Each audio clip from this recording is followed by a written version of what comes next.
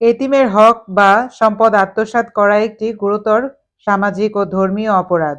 পবিত্র কোরআনে ও হাদিসে এতিমের সম্পদ ভক্ষণ করাকে সরাসরি পেটে আগুন ভর্তি করার সাথে তুলনা করা হয়েছে, যা জাহান্নামের পথ প্রশস্ত করে।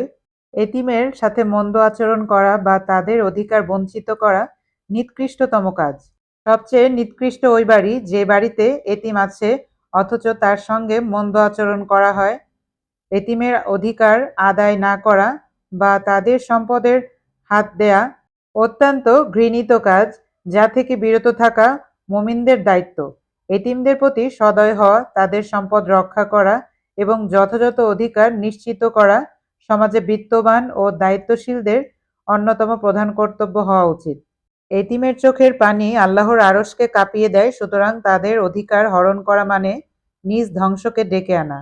এতিমের হক নষ্টকারী পার্থিব জীবনে সম্পদশালী মনে হলেও প্রকৃতপক্ষে সে নিজের পরকালকে ধ্বংস করে দিচ্ছে। এতিমের সম্পদ আত্মসাৎ করা শুধু অপরাধ নয়, এটি একটি অমানবিক কাজ যা সমাজকে ধ্বংস করে। এতিমের প্রতি সদয় থাকা এবং তাদের সম্পত্তির নিরাপত্তা দেয়া প্রতিটি মানুষের দায়িত্ব। এতিম শিশুদের জন্য ধর্মীয় ও নৈতিক শিক্ষার পরিবেশ গড়ে তোলার পাশাপাশি সুবিধাবঞ্চিত শিশুদের নিয়ে কাজ করা আমাদের দায়িত্ব ও কর্তব্য হওয়া উচিত।